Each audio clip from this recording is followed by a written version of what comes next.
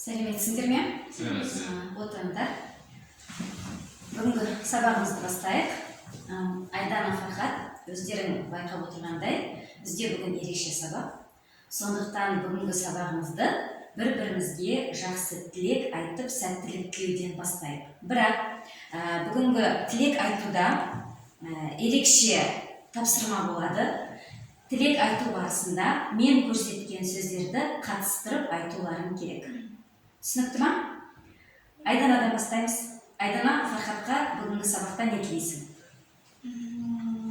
Мен саған сенің сабағың бүгін көңілді өтсін, сен үшін көңілді болсын. Осы сабақтан алған біліміңді өмірде қолдана біл және пайдалы ақпаратты өзің үшін ал. Жақсы. Рахмет, Айдана. Фархат, сенің кезегің. Бүгінгі сабақта Айданаға қандай тілек айтасың? Бүгінгі сабақтан жақсы көңіл ал. Жақсы. Тек қана жаңа ақпаратты пайдалана біл. Және де керемет нәтижеге жет. Жақсы. Рахмет. Рахмет. Мен де сендерге бүгінгі сабақта сәттілік тілеймін. Сабағымыз нәтижелі болады деп сенемін. Енді ең алдымен бүгінгі сабақтың тақырыбын анықтап алайық. Ол үшін назарларыңды тақтаға аударуларыңды сұраймын. Мына суреттерге қарап, бүгінгі сабақтың тақырыбы қандай деп ойлайсыңдар? Қазақстанның туристік зоналары. Қазақстанның туристік аймақтары деп ойлайды Айдана. Жақсы. Фархат, сенің қандай ойың бар? Қазақстандағы туризмнің дамуы. Қазақстандағы туризмнің дамуы болуы мүмкін. Жақсы. Тағы қандай нұсқалар бар? Табиғаты Қазақстанның көрікті аймақтары. Тамаша. Қазақстанның көрікті аймақтары. Негізі ойларың дұрыс бағыттасыңдар. Бүгінгі біздің сабақтың тақырыбы Қазақстандағы туристік нысандар деп аталады. Өйткені біз туризм және экотуризм тақырыбын бүгін жалғастырамыз. Жақсы. Енді бүгінгі сабақтағы біздің қол жеткізетін мақсатымызды анықтап алайық. Ол үшін тағы да назарларыңды тақтаға аударыңдар. Міне, мына суреттерге қарап отырып, бүгінгі сабақта біз қандай мақсатқа жету керекпіз деп ойлайсыңдар? Кәне болжап көріңдер және ойларыңды батыл түрде ортаға салыңдар. Дебат өткізу. Дебат өткізу, яғни дебат өткізе білу деп ойлайсың. Жақсы. Көпшіліктің алдында сөйлей білу. Көпшіліктің алдында сөйлей білу. Тамаша. Айдана, сенде қандай пікір бар? Монолог айту дегені тамаша. Бар ма тағы ұсыныстар? Көпшілік алдында сөйлеу. Дұрыс айтасыңдар. Көпшілік алдында сөйлеу. Тағы да бағыттарың өте дұрыс. Бүгінгі сабақта біздің қол жеткізетін мақсатымыз коммуникативтік жағдаятқа сай көпшілік алдында дұрыс сөйлеу, тыңдаушыға ықпал ете білу және шешен сөйлеу. Сабақтың соңында біз жұмыс барысында осы мақсаттарға қол жеткізуге тиіспіз. Өздерің байқап отырғандай, негізінен бүгінгі сабақ бізде сөйлеу, ауызша түрде жұмыс істеуге арналады. Енді сендерге айта кетейін дегенім, бүгінгі жұмыс барысында Айдана, Фархат, сендер өздерің бір-біріңді бағалайсыңдар. Яғни өзара бағалау жүргізесіңдер. Мынау бағалау парағы, әр тапсырманың балы жазылған. Осы бағалау парағына бір-біріне деген бағаларыңды қойып отырасыңдар. Ал енді мынадай сұрақ. Осы оқу мақсатына біздің қаншалықты жеткенімізді түсіну үшін жеттік па, жоқ па? Біз соны қалай білеміз? Осы бағдарға қараймыз. Тағы да. Критерий жасау. Дұрыс айтасың. Қандай критерий керек? Ненің критерий керек? Бағалау критерий керек. Дұрыс айтасыңдар. Бізге оқу мақсатына жеткенімізді білу үшін бағалау критерийлері керек. Қазір осы оқу мақсатынан біз өзіміз бағалау критерийін шығарып көрейік. Оқу мақсаты көз алдарында тұр. Сонымен, бірінші критерий қандай болады деп ойлайсыңдар? Көпшілік алдында дұрыс сөйлеу. Дұрыс айтасыңдар. Көпшілік алдында дұрыс сөйлейді. Дұрыс айтасыңдар. Жазып қоямыз. Мен берген ақпаратқа жазамыз. Бірінші критерийді тездетіп маркермен. Көпшілік алдында дұрыс сөйлейді. Бұл бірінші критерий бізде. Екінші критерий қандай болады деп ойлайсыңдар? Тыңдаушыларға ықпал ете біледі. Дұрыс. Тыңдаушыларға ықпал ете біледі. Немесе тыңдаушыларға әсер ете алады деп айтуға болады, иә? Дұрыс, тамаша. Тыңдаушыларға ықпал ете біледі. Бұл екінші критерий. Ықпал ете біледі.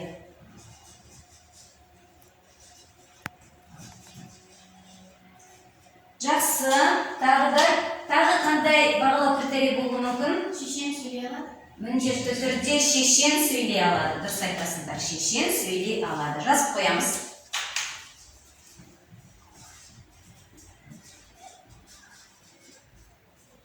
Шешен сөйлей алады. Жақсы. Осы жазылған бағалау критерийлері көз алдарында, қастарында жататын болсын. Жақсы ма? Осы бағалау критерийіне қарап, біз сабақтың соңында мына мақсатқа жеткенімізді, жетпегенімізді бағалайтын боламыз. Жақсы. Ендеше жұмысымызды бастайық. Жақсы. Енді сабақтың тақырыбы Қазақстандағы туристік нысандар болғаннан кейін сендерге мынадай сұрақ қойғым келеді. Біздің Қазақстанда қандай туристік нысандарды білесіңдер? Шарын шатқалы. Бурабай, тамаша. Тағда? Түркістандағы Қожа Ахмет Яссауи кесенесі. Өте жақсы. Түркістандағы Қожа Ахмет Яссауи кесенесі, тамаша, жақсы. Осы өздерің атап отырған туристік нысандардың ішінде қайсысында болдыңдар, қай жерді көрдіңдер? Бурабайда. Бурабайда болдыңдар, иә? Жақсы. Ал қайсысында болғыларың келеді? Болашақта, егер мүмкіндік болса, қай туристік нысанды көргілерің келеді? Шарын шатқалы. Шарын шатқалын көруге. Фархат, неліктен?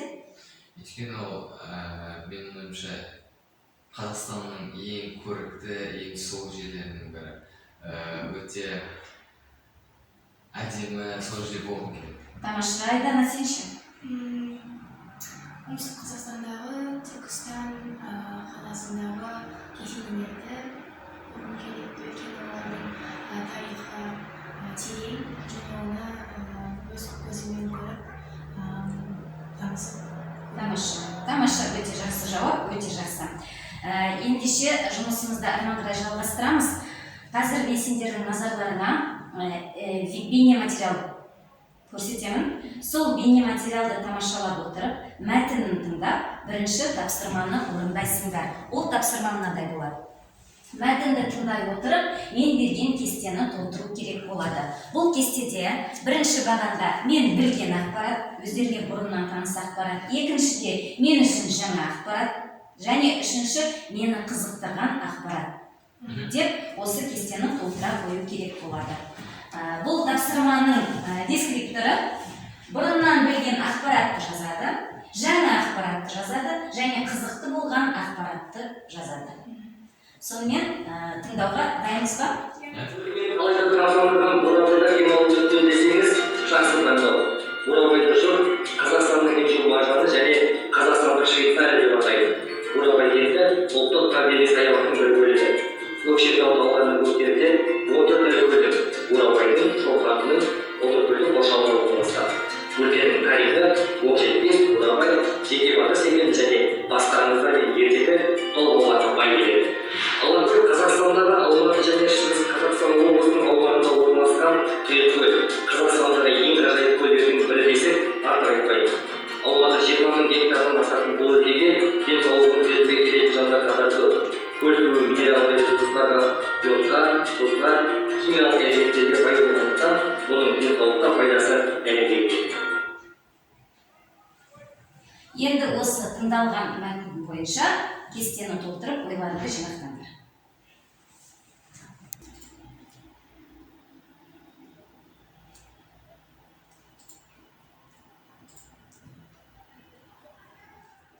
Ал жақсы, Фархат, Айдана, дайын болсақ, онда бірінші тапсырманы қорытындылайық. Кәне, кім бастайды? Мен бастаймын. Мен білген ақпарат ол Шарын шатқалы, Бурабай және Керуен сарай кешені. Жақсы. Мен үшін жаңа ақпарат ол шағын шатқалы Солтүстік Америкадағы үлкен шатқалға ұқсайтыны. Тамаша. Және мені қызықтырған ақпарат Керем сарайда қайықпен серуендеп жүзуге болады. Тамаша, өте жақсы. Айдана? Мен бұрыннан білген ақпарат Керуен сарай кешені жайлы, Бурабай, Қазақстанның Швейцариясы, Інжу маржаны. Мен үшін жаңа ақпарат Көлсай өзені 400 метр таулар арасында орналасқан. Тамаша. Және мені қызықтырған ақпарат шағын шатқалы Америкадағы бір үлкен шатқалмен ұқсас келеді, және Керуен сарай кешенінде қайықпен саяхаттауға болады. Өте жақсы. Бір тыңдағаннан қаншама ақпарат алдыңдар, өте жақсы. Ендеше қазір біз осы бейнематериалды екінші рет тыңдай отырып, екінші тапсырманы орындаймыз. Екінші тапсырма мынадай. Мәтінді тыңдап, өзіңді қызықтырған туристік нысанды туристік фирманың өкілі ретінде жарнамалау керек. Демек, сендер қазір өздеріңді бір туристік фирманың өкілі ретінде елестетесіңдер, және өздеріңді қызықтырған туристік нысанды жарнамалау керексіңдер. Көпшіліктің алдында жарнамалау керек болады. Бұл тапсырманың дескрипторы өз ойын анық жеткізеді, шешен сөйлейді, тыңдаушыға әсер етеді, және көпшілік алдында өзін дұрыс ұстайды. Түсінікті ма? Ендеше бейнематериалды екінші рет тыңдайық. Жақсы, Айдана, Фархат, жарнамамыз дайын ба? Дайын болса, енді өздерің көріп тұрғандай, бүгін бізде сыныпта көпшілік алдында сөйлеудің бір атрибуты, трибуна, қазақша мінбе дейміз. Бұл жай тұрған жоқ. Сендер осы дайындаған сөздеріңді осы мінбеге шығып айту керексіңдер. Түсінікті ма? Жақсы, кім бастайды? Мен. Ал, жақсы, келе қойды.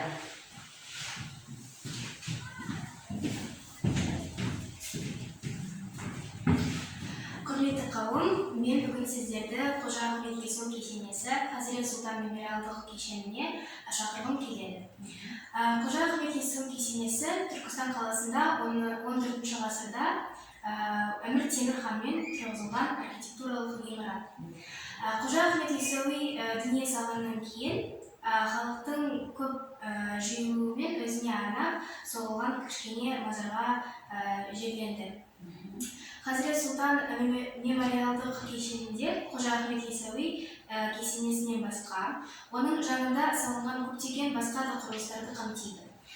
Атап айтқанда, 63 жасында Яссауи өмір сүрген орта ғасырлық монша Хилвет және Ұлықбек қызы Рабия Сұлтан бегім кесенесі, қазақ ханы есім кесенесі, шілдехана және басқа да көне дәуір ескерткіштері Хазірет Сұлтан мемориалдық кешенінде қонақ үй бағасы 10 мыңнан бастап 30 мыңға дейін. Және онда отбасымен саяхаттау үшін барлық жағдай жасалған. Жақсы, Айдана, рахмет, қосып қойып Айданаға. Жақсы, Фархат, сенің кезегің келе ғой. Құрметті туристер, мен сіздерді Шарын шатқалы туристік аймағына шақырғым келеді. Шарын шатқалы Алматы қаласынан 195 шақырым жерде орналасқан. Табиғаттың мұндай көрікті сонау 30 миллион жыл бұрын пайда болған. Шарын қазақ елінің туристерін құшақ жая қарсы алатын қонақжай мекендерінің бірі. Төбесі көкке тиіп тұрған үлкен тастар өздігінен салынған ертегілер қаласын еске түсіреді. Оның пішіндері қолдан салынған ғимаратқа қатты ұқсайды. Сіздерге ыңғайлы болу үшін барлығын қарастырып қойдық. Біздің туристік аймақтан тек жақсы көңіл күймен кететініңіздерге сенімдімін. Жақсы, рахмет Айдана. Жақсы, рахмет. Енді бағалау парағына бір-бірлеріне осы тапсырма үшін баға қоюды ұмытып кетпеңдер. Бағалау парағына бағалаймыз. Енді Айдана, Фархат, мен сендерге мынадай сұрақ қойғым келеді. Қалай ойлайсыңдар, біздің өлкеміз Сандықтау ауданы туристік нысан бола ала ма? Бола. Неліктен? Өйткені біздің табиғатымыз бай. Бурабайдан кем емес. дұрыс айтасыңдар. Сандықтау ауданының табиғаты бурабайдан кемел естисіңдер. Жақсы. Енді біздің ауданымызда, осы Сандықтауда туризмнің дамуын қалайсыңдар ма? Иә. Өйткені бізде көптеген еңбек орындары ашылады. Жақсы. Жерімізді мемлекеттік туристік нысанға дейін жеткізуге болады. Өте жақсы. Ал мынадай сұрақ, туризм дамуының тек қана пайдасы ғана бола ма, әлде зияны да болуы мүмкін бе? Мен сол зиян жағына, мен туристік орындардың мұнда ашылғанын қаламаймын. Себебі Сандықтау ауданы ол былай айтқанда адам тиіспеген жерлердің таза табиғат. Өте жақсы. Сондықтан қарсысың дейсің. Жақсы, онда қазір осы тақырыпты әрмен қарай жалғастырамыз. Міне сендердің алдарында акватман тұр. Қазір осы Сандықтау ауданында туризмнің дамуының пайдасы мен зиянын сызба түрінде көрсету керек. Бұл біздің 3-ші тапсырмамыз. Бұның дескрипторы тиісті сөздерді орынды қолданады, тыңдаушыны сендіреді, ойын жүйелі жеткізеді және көпшілік алдында өзін сенімді ұстайды. Сызбаны дайындап болғаннан кейін екеуің өзара келісесіңдер де, біреуің туризмнің дамуын қолдап, екіншің сол туризм дамуына қарсы тарап болып, осы сызбаны қорғайсыңдар. Түсінікті ме? Онда тапсырмаға кірісеміз.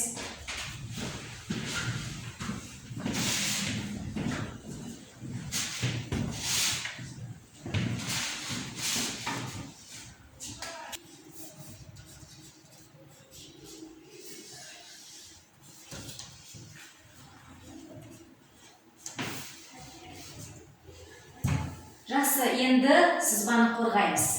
Айдана бастайды. Айдана, қарсы жақсың ба, әлде қолдаушы жақсың? Қолдаушы. Жақсы. Менің ойымша, біздің өлкемізде туризм дамуын қолдаймын. Өйткені оның біз үшін бірнеше пайдалы жақтары бар. Мысалы, біріншісі, біздің өлкеміз дамуға бола алады. Екінші, жаңа жұмыс орындары ашылады. Үшінші, кәсіпкерлік дамиды. Және төртінші, демалу орындары жақсарады. Өйткені бәсеке болады. Тамаша, өте жақсы отыра ғой. Фархат. Ал мен осы Сандықтау ауданында туризм дамуына қарсымын. Себебі оның тек қана пайдалы жақтары ғана емес, зиян жақтары бар. Мысалға, көрікті жерлеріміздің ластануы. Екінші, баға көтеріледі, ол жанармайға, азық-түлікке. Үшінші, кәсіп кетіп-келушілер көп болғандықтан қылмыскерлік көп болуы мүмкін. Төртінші, жергілікті халықтың күнделікті өміріне ыңғайсыздықтар туындайды. Және мен үшін ең басты проблема ол табиғат ластануынан жануарларға зиян тиеді. Өте жақсы, тамаша. Екеуінің де ойларымен отыра ғой. Жақсы, екеуінің де ойларымен толықтай келісуге болады. Тамаша. Енді бағалау парағына бір-бірімізді бағалаймыз. Ал Айдана, Фархат, біз бүгін сендермен Қазақстандағы туристік нысандар туралы сөйлестік. Және жұмыс барысында көпшілік алдында сөйлеуге дағдыландыңдар. Енді осы көз алдарында тұрған мынау сөйлемдерді аяқтау арқылы бүгінгі сабақтағы өздерінің жұмыстарына қорытынды шығаруды ұсынамын.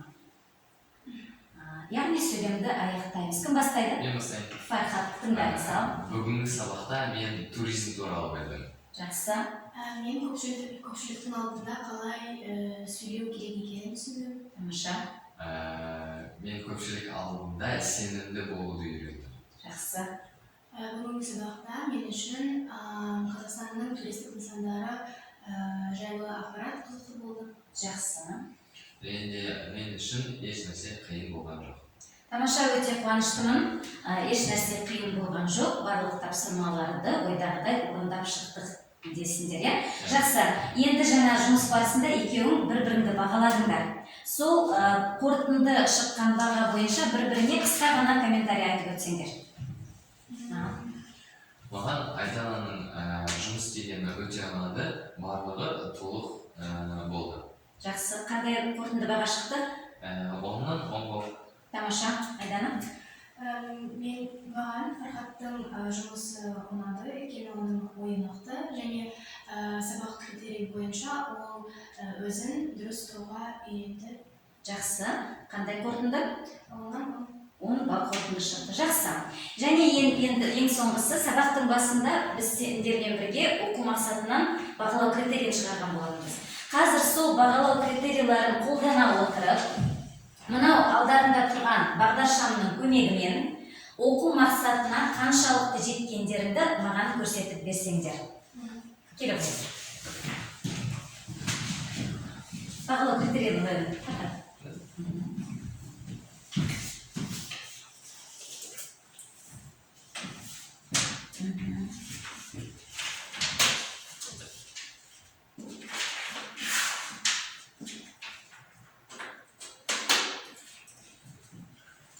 Барлығы жасыл. Сенде де жасылда, иә? Барлық жаңағы бағалау критерийлерін жасыл түстің қасына жапсырдық, сондықтан да бәріне қол жеткіздік деп ойлайсыңдар. Жақсы, отыра қойыңдар. Отыра қойыңдар. Мен де сендермен толықтай келісем, тапсырмаларды бәрін ойдағыдай орындадыңдар. Және бүгінгі сабақтың мақсатына жеттік деп ойлаймын. Алайда осы бағыттағы жұмысты біз әлі де жалғастырамыз. Ал бүгінгі сабақтағы белсенді жұмыстарына көп рахмет. Осымен бүгінгі сабақ аяқталды. Сау болыңдар. Сау болыңыз.